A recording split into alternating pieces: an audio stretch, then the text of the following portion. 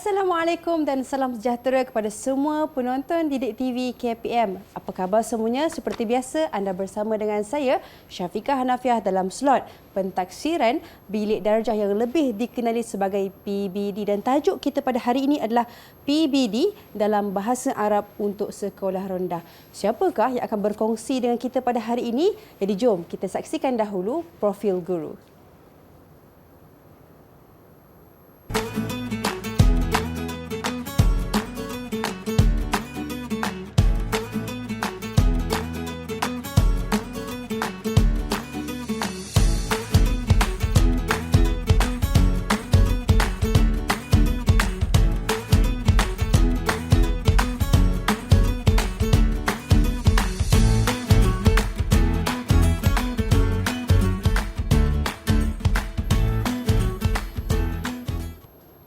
Jadi bersama dengan kita, guru kita pada hari ini akan berkongsi dengan kita pada hari ini, Ustaz Nur Azman bin Ahmad Syafri daripada Sekolah Kebangsaan Puchong Indah, Puchong, Selangor. Assalamualaikum Ustaz. Waalaikumsalam. Ustaz apa khabar? Alhamdulillah khair. Alhamdulillah. Ustaz bersemangat hari ini Ustaz? Alhamdulillah. Syafiqah sihat?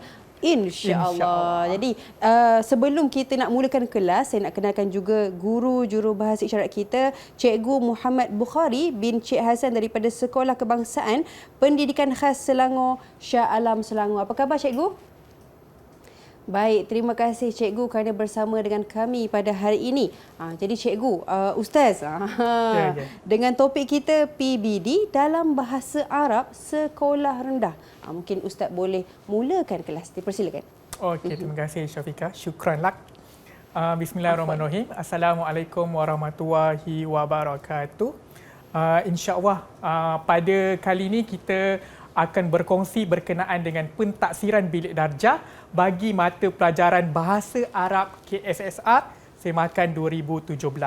KSSR ini bermaksud dia kurikulum standard sekolah rendah lah bagi mata pelajaran Bahasa Arab. Baiklah, sebelum kita nak meneruskan perkongsian berkaitan dengan PBD Bahasa Arab pada kali ini, kita lihat dahulu objektif perkongsian kita pada kali ini. Pertama sekali, insya-Allah kita akan mengenal pasti bahan rujukan PBD bagi mata pelajaran Bahasa Arab sekolah rendah. Dan yang kedua, Syafiqah, kita mengenal pasti cara untuk melaksanakan PBD bagi mata pelajaran Bahasa Arab sekolah rendah. Ketiga pula, insya-Allah kita akan mengenal pasti juga kaedah pentaksiran yang boleh dilaksanakan dalam mata pelajaran Bahasa Arab sekolah rendah. Dan yang keempat, kita boleh mengenal pasti cara memberikan tahap penguasaan ataupun TP kepada murid dalam melaksanakan PBD bagi mata pelajaran Bahasa Arab sekolah rendah. Dan akhir sekali, insya-Allah kita sama-sama pada kali ini akan berusaha mengenal pasti cara merekodkan perkembangan murid dalam pentaksiran bilik darjah bagi mata pelajaran Bahasa Arab sekolah rendah KSSR lah semakan 2017. Okey, seterusnya kita lihatlah pula antara rujukan yang boleh untuk kita rujuk bagi untuk kita melaksanakan pentaksiran bilik darjah bagi mata pelajaran Bahasa Arab. Pertama sekali, sumber yang utama kita ialah di SKP lah, iaitu dokumen standard kurikulum dan pentaksiran di SKP kita yang berwarna oranye lah daripada tahun 1 hingga tahun 6. Okay? Kalau bahasa Arab sekolah rendah, depan dia warna oren, Syafiqah. Dan dalam di SKP ini kita ada mikyar mutawalah standard kandungan, standard pembelajaran mikyar ta'allum dan juga standard prestasi lah, iaitu mikyar al-injazat. Okay. Dan di situ juga kita akan menjadikan kita rujukanlah untuk melaksanakan PBD berdasarkan standard kandungan dan standard pembelajaran yang terkandung dalam di SKP. Dan seterusnya kita boleh juga rujuk buku teks kita lah yang mengandungi pelbagai aktiviti yang meraihkan pentaksiran bilik darjah dalam mata pelajaran Bahasa Arab. Pelbagai aktiviti, dan di dalam buku teks juga kita ada standard pembelajaran yang telah dicadangkan oleh panel lah yang membuat buku teks ini. Dan yang akhir sekali kita boleh juga rujuk buku panduan PBD yang telah dikeluarkan oleh pihak BPK.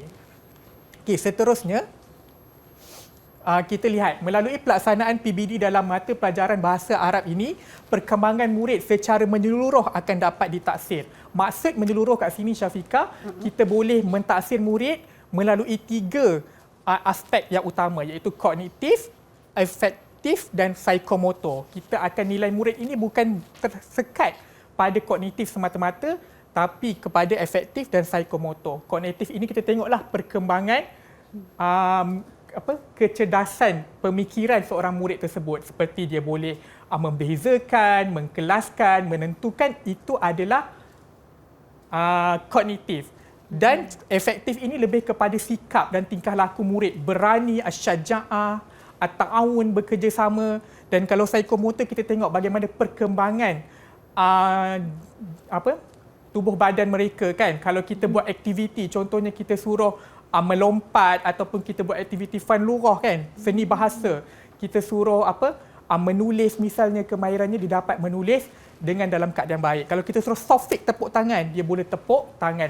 Maksudnya dia boleh perkembangan jasmani mereka pun dalam keadaan yang teruslah berkembang. Jadi pentaksiran PBD bilik darjah ini perlulah merangkumi ke semua aspek-aspek ini terhadaplah sesuatu murid untuk kita taksir.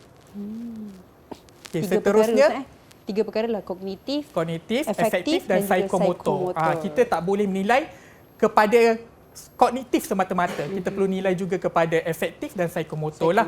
Kita kena nilai daripada segi pemikiran murid, daripada segi sikap dan tingkah laku nilai yang dipamerkan, dan jugalah terhadap perkembangan jasmani mereka. Okey.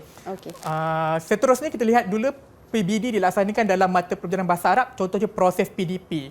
Proses PDP yang kita tekankan dalam PBD ini semestinya adalah aktiviti-aktiviti yang meraihkan pendidikan abad ke-21 lah, yang merangkumi 4K dan 1N lah. Kan, ciri-ciri 4K, 1N seperti tugasan individu ataupun berkumpulan lah. Yang paling penting 4K PK21 ini mestilah berpusatkan murid dan guru bertindak sebagai facilitator sahaja. Dan antara instrumen pentaksiran yang boleh kita lihat ialah seperti menjalankan kuis, projek, dan kita juga boleh melakukan penilaian secara kendiri ataupun penilaian rakan sebaya. Bermaksud kat sini, rakan sebaya juga boleh menilai murid dan rakan-rakan mereka. Dan seterusnya tahap penguasaan kita seperti biasa, kita merujuklah standard prestasi yang terkandung dalam DFKP, merangkumi TP1 sampai TP6 sahaja, Syafiqah. Baik. Okey, seterusnya kita lihat satu persatu tafsiran tahap penguasaan bahasa Arab, TP1 hingga TP6. TP1 kita perlulah mempraktikkan sesuatu kemahiran tersebut dengan bimbingan guru. Kedua, murid tersebut boleh mempraktikkan sesuatu kemahiran itu dalam keadaan sedar ataupun murid itu aware dengan perkara yang murid itu sedang lakukan. Yang ketiga, murid boleh mempraktikkan sesuatu kemahiran bahasa tersebut secara konsisten, secara berterusan. Dan yang keempat, tahap prestasi yang keempat, murid itu mampu mempraktikkannya secara konsisten dan menepati situasi. Menepati situasi ini bermaksud murid itu melakukannya dengan beradab, dengan mengikut kehendak guru ataupun boleh menjawab soalan yang diberikan oleh guru. Itu tahap TP4 lah. Dan TP kelima, murid itu boleh mempraktikkannya secara berterusan, konsisten, menepati situasi dan juga secara sukarela tanpa paksaan. Dan TP yang terakhir, Syafiqah, TP yang ke-6, murid tersebut mampu mempraktikkan sesuatu kemahiran itu secara konsisten, menepati situasi dan misalilah. Maksudnya, murid ini boleh menjadi contoh tauladan kepada murid yang lain sebagai guru cilik ataupun murid tuluslah yang kita gelarkan kepada mereka. Dan kita lihat juga kemahiran berbahasa Arab, kita fokuskan kepada 3 kemahiran yang utama. Pertama, maharatul istima' wal kalam, kita satukan menjadi satu kemahiran. Kedua, maharatul qiraah, kemahiran membaca. Dan ketiga adalah maharatul kitabah. Kemahiran-kemahiran ini pula dikembangkan pada setiap kemahiran dengan pertama sekali kita huruf, lepas tu dia berkembang kepada perkataan iaitu kalimat, dan ketiga kepada ayatlah jumal basitah, dan keempat jumal mutanasikah iaitu ayat yang berkesinambungan ataupun berkembanglah. Inilah kemahiran berbahasa Arab yang perlu untuk kita fokuskan sebagai panduan kita mentaksir murid. Baik, itu dia penjelasan yang sangat jelas daripada Ustaz Azman berkenaan dengan pengenalan PBD dalam bahasa Arab. Ya, Jadi Syafiqah. sekarang ni mungkin kita boleh berehat seketika. Ya, Kita boleh. kembali selepas ini dalam Didik TV KPM.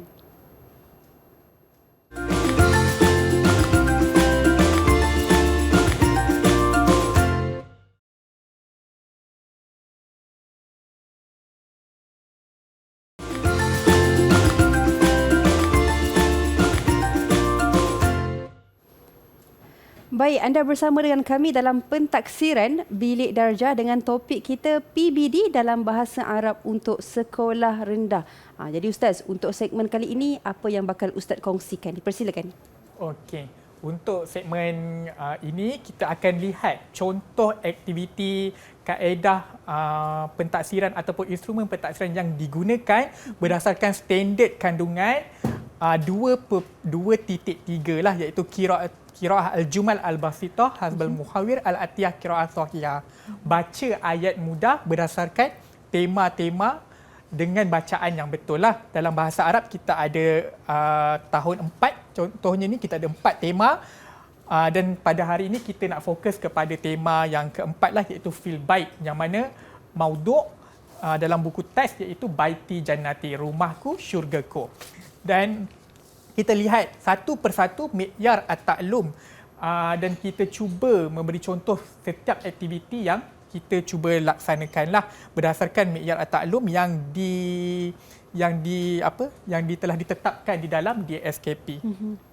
Okey, kita tengok SP231 yang bermaksud al-qudrah al-muhakkah, maksudnya mampu mengajuk bacaan untuk ayat mudah dan boleh menyebutnya.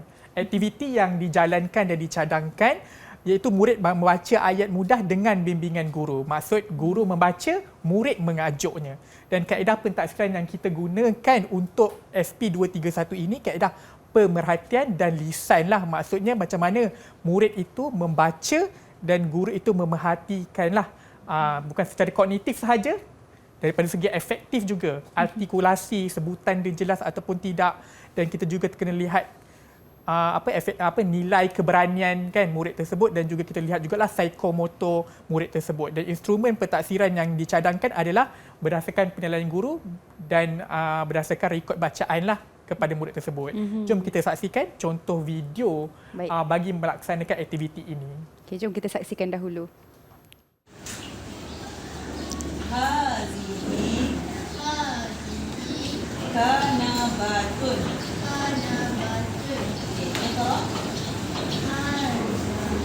Hazihi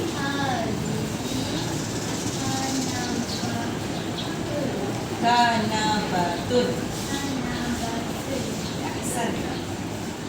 Okey Syafiqah, itu 2.3.1 lah. Sekarang kita tengok SP232 yang mana mampu membaca bacaan ayat mudah bersama tekanan suara an-nabar dan intonasi, iaitu watanqim lah. Aktiviti yang dicadangkan ialah murid membaca ayat mudah pelbagai di hadapan kelas lah. Dia baca pelbagai ayat. Kaedah pentaksirannya juga sama melalui perhatian dan lisan. Instrumen pentaksirannya penilaian guru dan rakan sebaya. Disebabkan murid contoh ini baca di hadapan kelas, jadi kita boleh minta penilaian daripada rakan-rakan yang mendengar dan mengikutilah bacaan tersebut. Jom kita saksikan contoh aktiviti ini. Baik.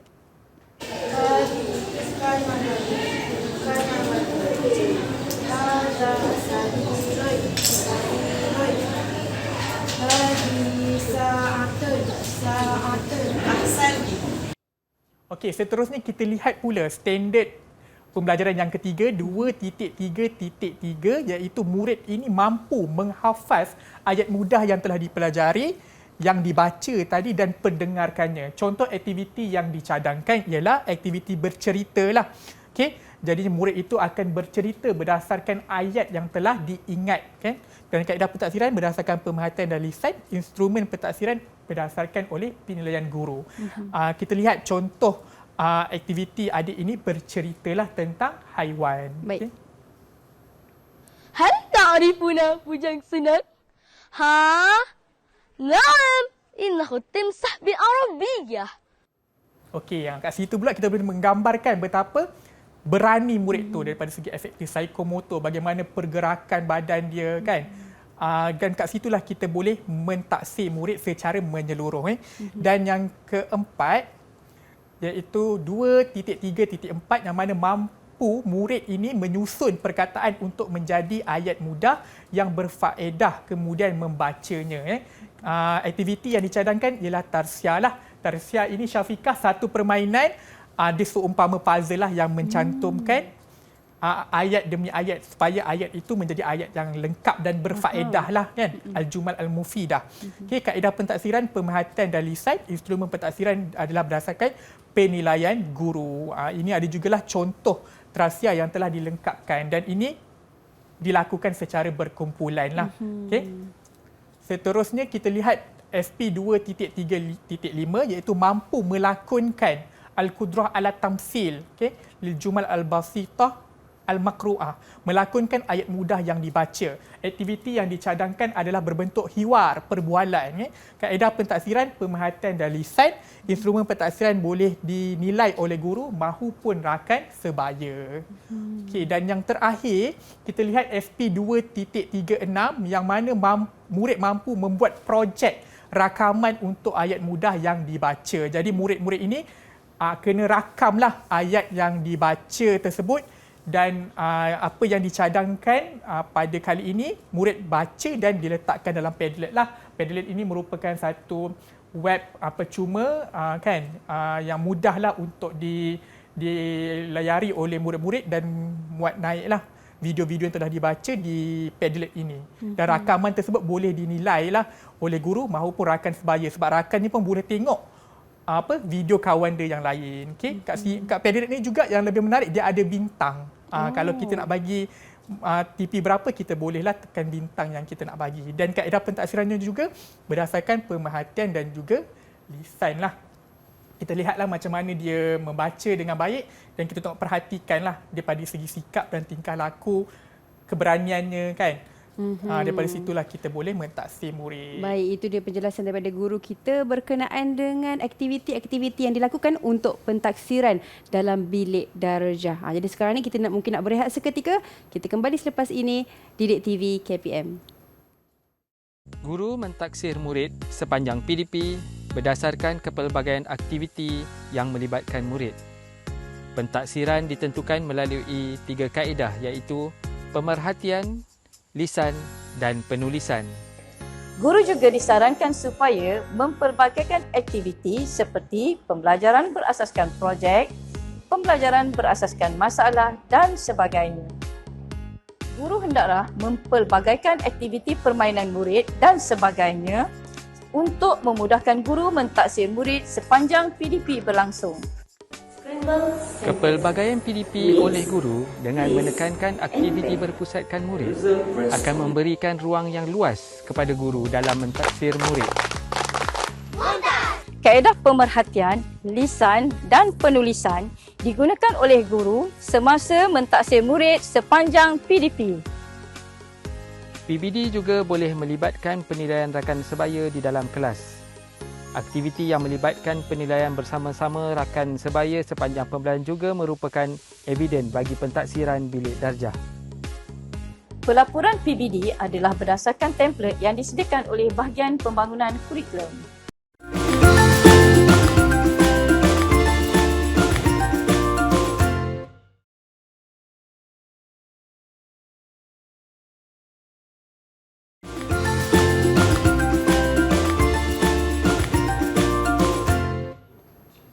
Baik, sekarang anda bersama dengan kami dalam slot pentaksiran bilik darjah dan topik kita pada hari ini PBD dalam bahasa Arab untuk murid-murid sekolah rendah.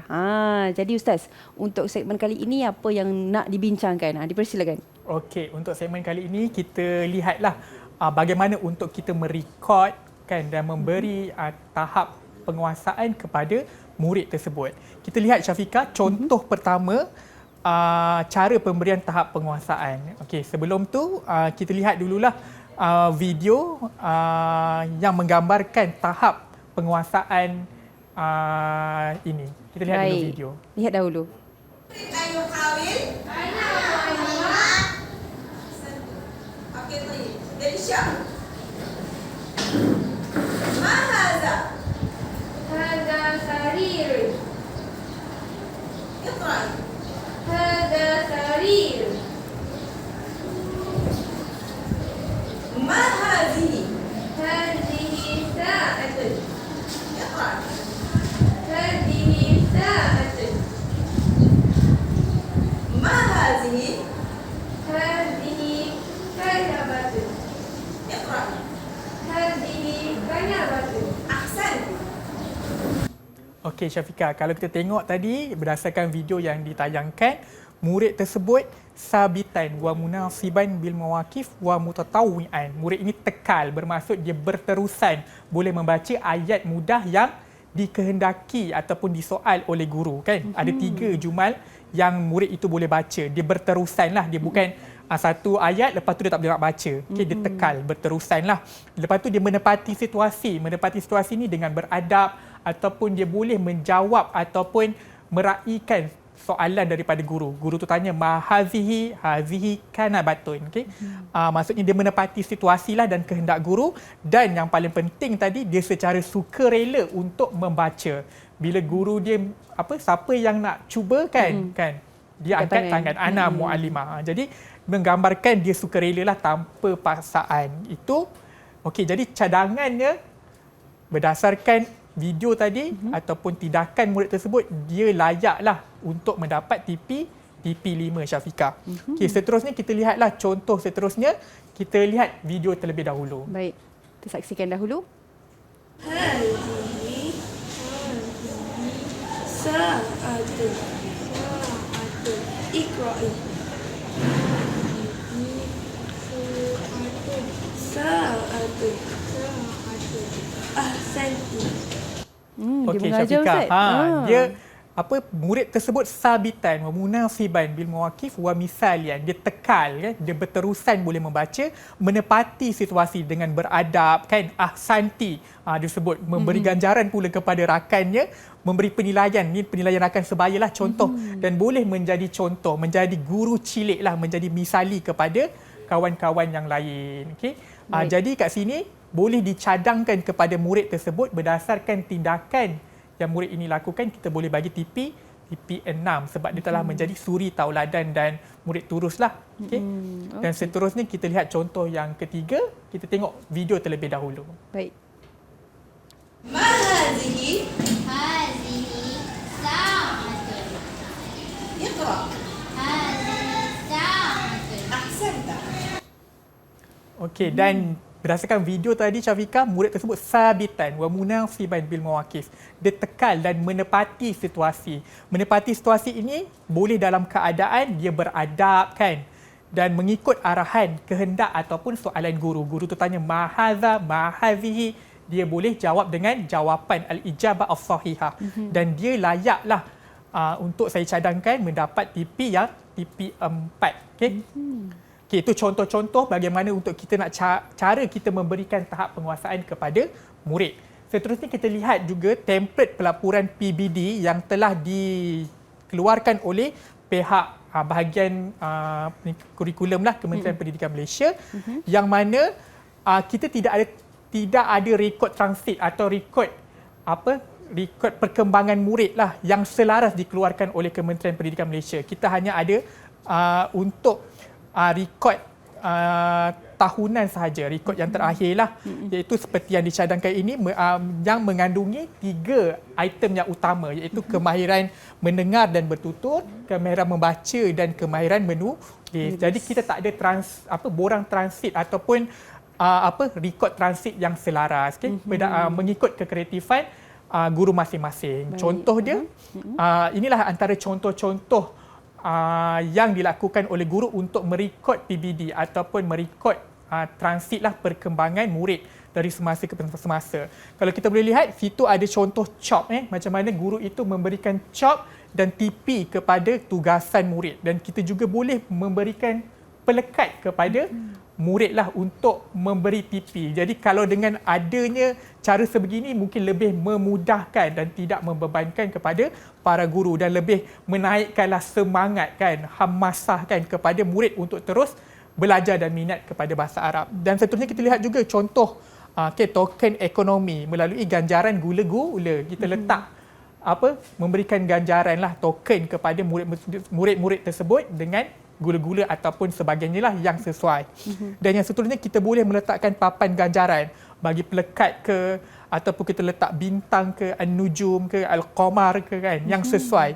Dan kalau lebih baiknya kita kita letak papan ganjaran ini ditayangkan kepada semua murid supaya mereka tahu di mana tahap penguasaan mereka pada hari dan pembelajaran ketika itu. Okey, ini cadang-cadangan yang telah dikeluarkan oleh pihak yang telah dibuatlah oleh para guru kan, yang boleh memudahkan dan sangat kreatif untuk melaksanakan pentaksiran bilik darjah secara berterusan dan holistik. Dan yang terakhir, kita perlu melakukan tindakan susulan atau perkara yang lebih mudah untuk kita faham. Kita perlu jalankan intervensi lah sekiranya murid tersebut masih lagi belum mencapai tahap penguasaan minimum iaitu TP3 ke bawah lah, maksudnya TP1, TP2 lah. Murid itu masih berada di tahap penguasaan 1 dan 2. Kita perlu melakukan tindakan susulan sampailah murid tersebut mencapai tahap penguasaan minimum, iaitu murid tersebut dah dapat TP3, TP4, TP5. Kita kena jalankan tindakan susulan lah. Sekalipun begitu, tindakan susulan ini boleh juga dilaksanakan. Kalau murid itu TP4, TP5, TP3, kita nak gerakkan murid tersebut kepada TP4 misalnya. Kita juga boleh buat tindakan susulan yang boleh membantu mereka untuk terus berkembang secara kognitif, efektif dan juga psikomotor. Kita kena melakukan tindakan susulan lah. Kita tak boleh terhenti habis kelas, kita terhenti setakat itu, tak boleh. Kita kena sentiasa melakukan sesuatu sampailah murid tersebut bolehlah menguasai tahap penguasaan yang maksimum. Okay? Tindakan susulan ini juga sebenarnya menampakkan betapa PBD ini dilaksanakan bagi membantu pertumbuhan pembelajaran murid. Maksudnya, kita akan berusaha membawa murid tersebut semakin cemerlang. Dah cemerlang lagi cemerlang kan, sebab dia kita akan berusaha membawa murid tersebut semakin baiklah dari semasa ke semasa, dan juga inilah merupakan panduan refleksi terhadap pengajaran guru. Kalau kita rasa ada murid yang masih belum capai tahap minimum, kita kena buat sesuatu lah sebagai tindakan susulan. Baik Ustaz, itu sahaja. Terima kasih atas penjelasan mengenai pelaksanaan dan juga perekodan pentaksiran bilik darjah untuk mata pelajaran bahasa Arab sekolah rendah. Untuk sekolah rendah. Jadi Ustaz, mungkin Ustaz ada rumusan secara ringkas untuk topik kita pada hari ini? Okey, rumusannya Syafika. Kita sebenarnya perlu PBD ini mentaksir secara meluas. Kalau kita faham betul-betul, yang pastinya bila kita mentaksir, kita kena faham kehendak, keperluan dan tuntutan kurikulum seperti yang telah dibentuklah dan dirangka oleh pihak BPK melalui DSKP kita. Jadi para guru kena faham apa kehendak DSKP, dan juga kita perlu menilai secara holistik, secara kognitif, pemikiran, efektif dan juga psikomotor. Dan bila kita dah melakukan pentaksiran dengan betul dan tepat melalui 3 kemahiran yang utama dalam bahasa Arab ini, insya-Allah murid-murid secara tidak langsung akan menguasailah dan akan mencapai tahap penguasaan yang maksimum. Baik Ustaz, terima kasih atas penjelasan dan penerangan pada hari ini untuk pentaksiran bilik darjah untuk subjek ataupun mata pelajaran bahasa Arab. Mudah-mudahan memberikan pencerahan kepada guru-guru, ibu dan ayah dan juga murid-murid yang menonton kami hingga ke hujung siaran. Terima kasih banyak-banyak dan insya-Allah kita berjumpa lagi di lain hari. Assalamualaikum warahmatullahi wabarakatuh.